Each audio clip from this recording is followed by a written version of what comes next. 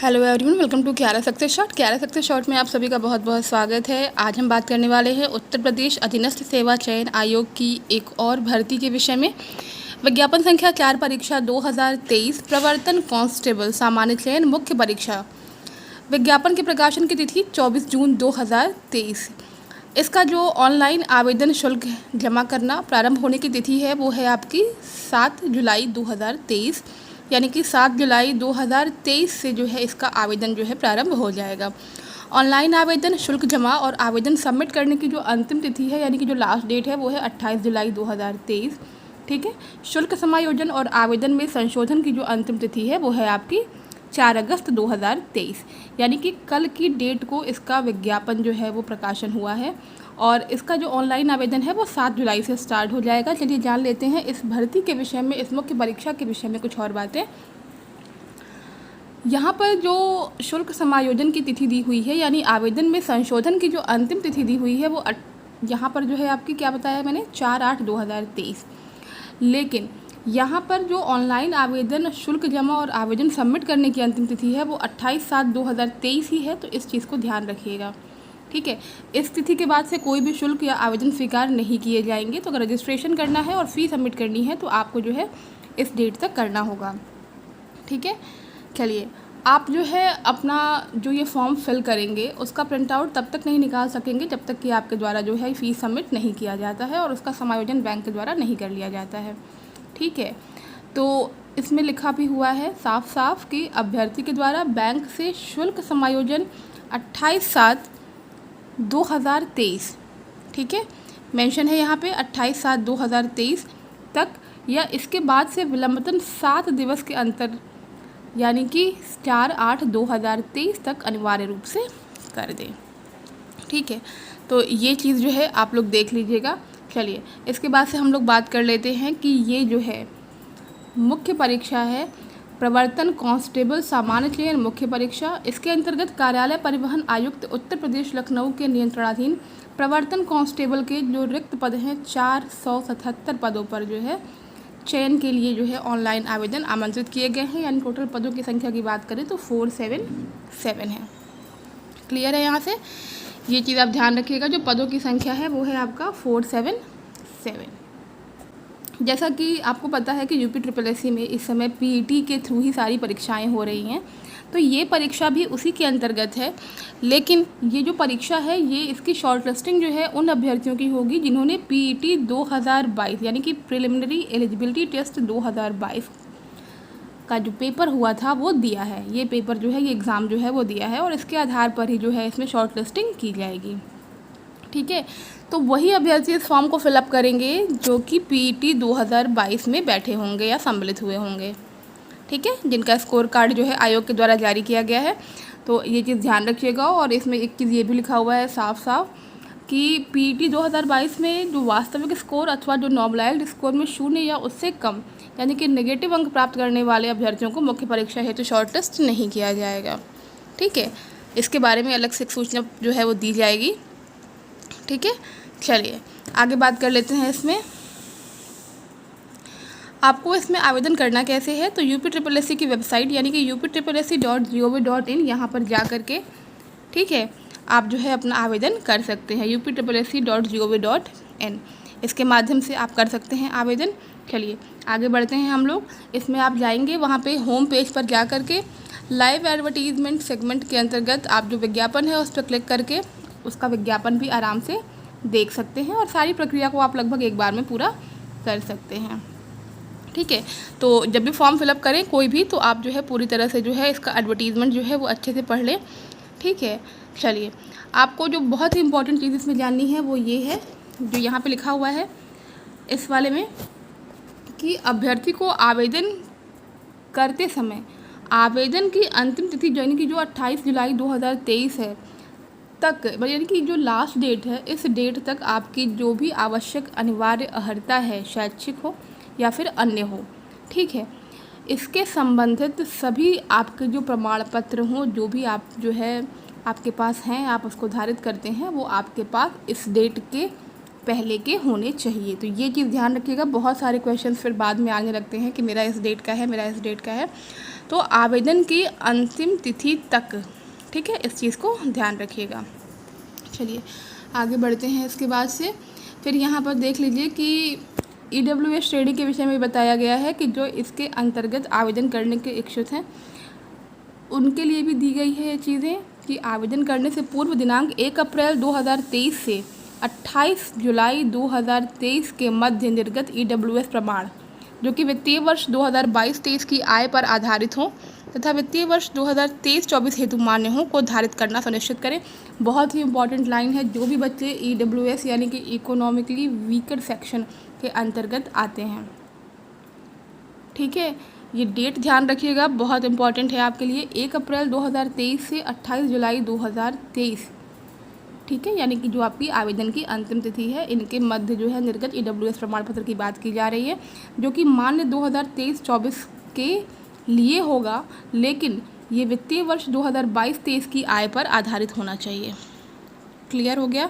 EWS के लिए बहुत इंपॉर्टेंट पॉइंट है। जो इम्पोर्टेंट पॉइंट है वो आपको बताया जा रहा है यहाँ पर, ठीक है। अब देखिए आवेदन प्रक्रिया संबंधी निर्देश दिए गए हैं यहाँ पर। जो चीज़ें जैसे जैसे हैं वैसे वैसे आपको बता दी जाएंगी, ठीक है, पूरे नोटिफिकेशन को पढ़ करके, ठीक है। यहाँ पर देख सकते हैं आप, आपको जो है व्यक्तिगत विवरण, ये जो आपका फॉर्म को फिल करने का जो निर्देश दिया गया है वो यहाँ पे कुछ चीज़ें दी हुई हैं, किस तरह से आपको रजिस्ट्रेशन करना है, ठीक है। चलिए ये सारी चीज़ें देख लेते हैं। इसके बाद से आगे जो है फॉर्म आप फिल कर लेंगे। इसके बाद से जो ज़रूरी चीज़ें हैं मैं आपको वो भी बता दूं यहाँ पर कि इसमें जो आवेदन शुल्क है, आवेदन शुल्क जैसा कि सभी PET के बाद से जो भी भर्तियाँ आती हैं उनके लिए जब आपको आवेदन करना होता है तो सिर्फ 25 रुपये का शुल्क जो है आपको देना होता है, ठीक है। क्योंकि जो आप आवेदन करते हैं ये सिर्फ उसका शुल्क है। अगर आप मुख्य परीक्षा के लिए शॉर्टलिस्ट किए जाते हैं तो फिर जो अभ्यर्थी शॉर्टलिस्ट किए जाते हैं उनके द्वारा मुख्य परीक्षा हेतु परीक्षा शुल्क अलग से देय होता है। जो भी बच्चे UPSSC का PET के थ्रू एग्ज़ाम दे रहे होंगे वो इस बात से अवगत होंगे। तो यहाँ पे आरक्षित और सामान्य श्रेणी के लिए 25, अन्य पिछड़ा वर्ग के लिए 25 रुपये, अनुसूचित जाति के लिए 25 रुपये और अनुसूचित जनजाति के लिए भी 25 रुपये ही है, ठीक है। और अगर इसके बाद से स्वतंत्रता संग्राम सेनानी के आश्रित, भूतपूर्व सैनिक, महिला दिव्यांगजन एवं उत्कृष्ट खिलाड़ी अभ्यर्थियों के द्वारा जो है वो जिस जिस कैटेगरी में आते हैं उसके अकॉर्डिंग जो है वो अपनी मतलब यानी जो उनकी मूल श्रेणी है उसके अकॉर्डिंग जो है उनका जो शुल्क होगा वो देय होगा, ठीक है। चलिए ये चीज़ मैंने आपको बता दी है कि मुख्य परीक्षा में जिनका नाम आएगा यानी मुख्य परीक्षा के लिए जिनका नाम जो शॉर्टलिस्ट किए जाएंगे उनके द्वारा जो है अलग से जो है फ़ी का भुगतान यानी परीक्षा शुल्क का भुगतान अलग से किया जाना होगा, ठीक है, जैसा कि निर्धारित किया जाएगा आयोग या शासन के द्वारा। तो इस चीज़ को आप ध्यान देंगे। चलिए अब आगे बात कर लेते हैं। इसके बाद से तो आवेदन पत्र में संशोधन भी आप कर सकते हैं, लेकिन जब आप आवेदन शुल्क जमा करने के बाद ही ये संशोधन जो है वो आप कर पाएंगे। एप्लीकेशन सेगमेंट में जा कर के वहाँ पर मॉडिफाई एप्लीकेशन में जा कर के आप ये कर सकते हैं। और किन चीज़ों में जो है संशोधन किया जा सकता है, ठीक है। तो यहाँ पर देखिए लिखा हुआ है कि अभ्यर्थी के द्वारा अपने आवेदन पत्र के निम्नलिखित विवरण को ही संशोधित किया जा सकता है। उक्त के अतिरिक्त अभ्यर्थी को आवेदन में किसी अन्य विवरण को संशोधित करने की अनुमति नहीं दी जाएगी। तो किसमें किया जा सकता है? जैसे नाम में आपकी कोई वर्तनी गलत हो गई है, पिता या पति के नाम में वर्तनी की गलती है, पत्राचार का पता, अन्य विवरण जैसे कि EWS एवं क्षैतिज आरक्षण की श्रेणी, ठीक है, जाति की श्रेणी और आवेदन यहाँ पे लिंग में और आवेदन में अनिवार्य या अधिमानी अर्हता संबंधी दर्ज किया गया विवरण, सिर्फ इन्हीं चीज़ों में आप जो है क्या कर सकते हैं, संशोधन कर सकते हैं, अन्यथा किसी चीज़ में नहीं कर पाएंगे इसके अलावा, ठीक है। संशोधन की अंतिम तिथि यहाँ बता दी गई थी 4/8/2023, इसको ध्यान रखिएगा। चलिए पद की बात करते हैं। तो पद को मैंने बता भी दिया है, ठीक है। तो फिलहाल जो पदों की संख्या है वो 477 यानी 477 ही है। बाकी जो है बाद में अगर होता है ना कि विज्ञापित पदों की संख्या बढ़ भी सकती है, घट भी सकती है, तो ये चीज़ें हैं, ठीक है। चलिए अब यहाँ बात कर लेते हैं। देख लीजिए आप यहाँ पर विभाग का नाम क्या है, कार्यालय परिवहन आयुक्त उत्तर प्रदेश लखनऊ, पदनाम है प्रवर्तन कांस्टेबल, वेतन बैंड जो है इसका ग्रेड पे जो है आपका 1900 है, मैट्रिक्स लेवल 2 है, अनारक्षित की 225 सीट है, अनुसूचित जाति की 93, अनुसूचित जनजाति की 13, अन्य पिछड़ा वर्ग की 99, EWS की 47, कुल पद है 477 और ये स्थायी भर्ती है, ठीक है। यहाँ पर क्षैतिज आरक्षण भी दिया है। तो आप देख सकते हैं कि स्वतंत्रता संग्राम सेनानी के आश्रित की 9 है, दृष्टिहीनता एवं कम दृष्टिहीनता की 0 है, बधिर और श्रवण शक्ति में हास की भी 0 है, यहाँ पर अंगघात का, उपचारित कुष्ठ का, बौनापन और एसिड आक्रमण पीड़ित या इससे संबंधित जो लोग हैं उनका भी 0 है। स्वपरायणता, बौद्धिक निशक्ता, विशिष्ट अधिगम निशक्ता का भी 0 है। और इसमें लिखा है कि अंगाखंड के अधीन वाले व्यक्ति यानी बहुनिशक्ता, जिसके अंतर्गत प्रत्येक निशक्ता, इनका भी 0 है। और भूतपूर्व सैनिक का 23 है। महिला की 95 सीट है। और उत्कृष्ट खिलाड़ियों हेतु जो है वो 9 सीट है। ठीक है, चलिए यहाँ पर आरक्षण संबंधित कुछ प्रावधान भी दिए गए हैं। बाकी जो चीज़ें और बतानी हैं वो मैं बता दूँ आपको। ठीक है, ये चीज़ देखिए इम्पॉर्टेंट है। यहाँ पर लिखा हुआ है कि उत्तर प्रदेश की महिला अभ्यर्थियों के मामले में पिता पक्ष से निर्गत जाति प्रमाण पत्र ही मान्य होगा। इसको कहीं आप लोग नोट डाउन कर लीजिएगा। जो भी महिलाएं अगर फॉर्म भरती हैं तो आपके तरफ से जो आपके पिता के पक्ष से निर्गत जाति प्रमाण पत्र होगा वही मान्य होगा। और जो लोग जो हैं स्पोर्ट्स पर्सन हैं उनके अगर वो हैं तो उनका नियमावली 2022 के अनुसार जो है 2% आरक्षण जो है वो अनुमान्य होगा।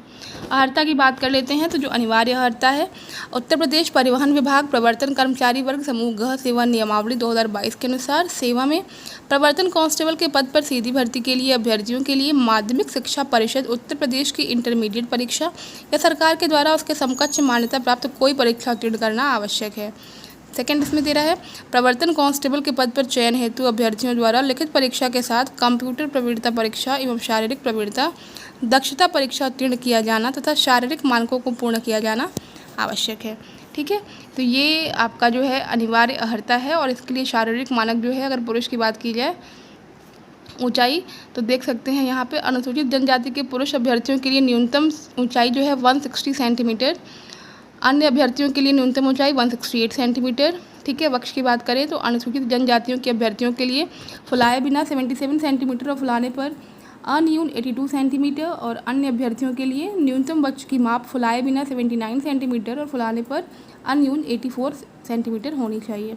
ठीक है, टिप्पणी यहाँ पर दिया हुआ है कि न्यूनतम 5 सेंटीमीटर वक्ष फुलाव आवश्यक है। महिला अभ्यर्थियों के लिए ऊंचाई अनुसूचित जनजाति की महिला अभ्यर्थियों के लिए 147 सेंटीमीटर होनी चाहिए, अन्य महिला अभ्यर्थियों के लिए 152 सेंटीमीटर होनी चाहिए। वजन की बात करें तो महिला अभ्यर्थी के लिए न्यूनतम जो है 40 किलोग्राम का वेट होना चाहिए। ठीक है, अधिमानी अर्हता की बात करें तो उत्तर प्रदेश परिवहन विभाग प्रवर्तन कर्मचारी वर्ग सेवा नियमावली 2022 के अनुसार किस कंडीशन में अधिमान दिया जाएगा, तो प्रादेशिक सेना में न्यूनतम 2 वर्ष की अवधि तक सेवा की हो, अन्य बातों के समान होने पर राष्ट्रीय कैडेट कोर का बी प्रमाण पत्र प्राप्त किया हो, तो ये एक आपकी अधिमानी अर्हता होगी। जिसके पास हो वो लगा लेगा इसको। आयु की बात की जाए तो यहाँ पर देखिए साफ साफ लिखा हुआ है, ठीक है, कि प्रवर्तन कांस्टेबल के पद पर सीधी भर्ती हेतु किसी अभ्यर्थी के लिए आवश्यक है कि वो उस कैलेंडर वर्ष जिसमें सीधी भर्ती के लिए रिक्तियां विज्ञापित की जाएं कि प्रथम जुलाई को 18 वर्ष की आयु प्राप्त कर ली हो और 25 वर्ष से अधिक आयु प्राप्त न की हो।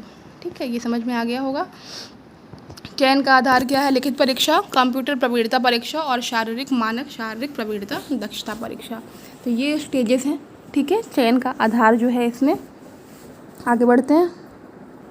शारीरिक प्रवीणता परीक्षा में यहाँ पे आप देख सकते हैं पुरुष अभ्यर्थियों के लिए 27 मिनट में 4.8 किलोमीटर, ठीक है, ये दौड़ के लिए है। महिला अभ्यर्थियों में 16 मिनट में 2.4 किलोमीटर दौड़ को, इसको जो है नियत समय में जो अभ्यर्थी पूरा करेंगे वही जो है इसमें सफल माने जाएंगे, अन्यथा आप विफल हो जाएंगे। परीक्षा योजना की बात करते हैं तो ये जो है यथा समय जो है पृथक रूप से जो है वेबसाइट पर आपके डाल दिया जाएगा। UPSSSC की वेबसाइट पर जाकर के आप इसका परीक्षा योजना और पाठ्यक्रम देख सकते हैं।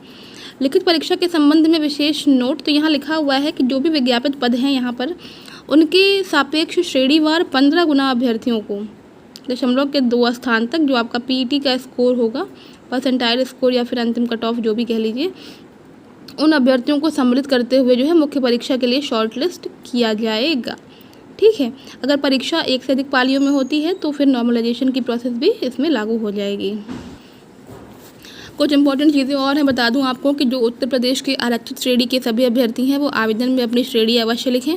ठीक है, और एक से अधिक आरक्षित श्रेणी का दावा करने वाले अभ्यर्थियों को केवल एक छूट जो कि अधिक लाभकारी होगी वही मान्य होगी। उत्तर प्रदेश के राज्य के जो मूल निवासी नहीं हैं उन्हें आरक्षण का लाभ नहीं मान्य होगा। ठीक है, वो अभ्यर्थी जो हैं अनरिजर्व्ड में माने जाएंगे। क्लियर है? चलिए, जो इम्पोर्टेंट चीज़ें थी वो आपको मैंने बता दिया है यहाँ पर। ठीक है, सारी चीज़ें जो है मैंने बता दी हैं। जो आपका जन्म तिथि है वो आपके हाई स्कूल या फिर समकक्ष उत्तीर्ण परीक्षा का ही जो है मान्य होगा, जो उसके प्रमाण पत्र में जो आपकी जन्म तिथि होगी। ठीक है, तो ये एक नोटिफिकेशन है प्रवर्तन कांस्टेबल, जिसके विषय में आपको जो इम्पोर्टेंट चीज़ें थी जो विज्ञापन के अनुसार थी वो बता दिया गया है। तो जो भी लोग इसके लिए अहर्य हैं वो इस फॉर्म को ज़रूर अप्लाई करें, जो कि 7 जुलाई 2023 से प्रारंभ होगा, और तैयारी शुरू कर दें इसके लिए अभी से, क्योंकि जो है फिर आपकी तैयारी का टाइम नहीं हो पाता है। और अभी जब आपका 7 जुलाई से फॉर्म स्टार्ट हो जाएगा फिलअप होना, तो फिर जो है टाइम पता नहीं चलेगा, और फिर जल्द ही इसकी परीक्षा भी करा ली जाएगी। तो आप जो है इसका फॉर्म जो है फ़िलअप कर लेंगे, 7 तारीख से स्टार्ट हो जाएगा, बाकी तैयारी आप लोग करते रहें। कोई भी क्वेरी होगी तो आप कमेंट करके ज़रूर से पूछ सकते हैं। मिलते हैं नेक्स्ट वीडियो में, till then take care and bye bye.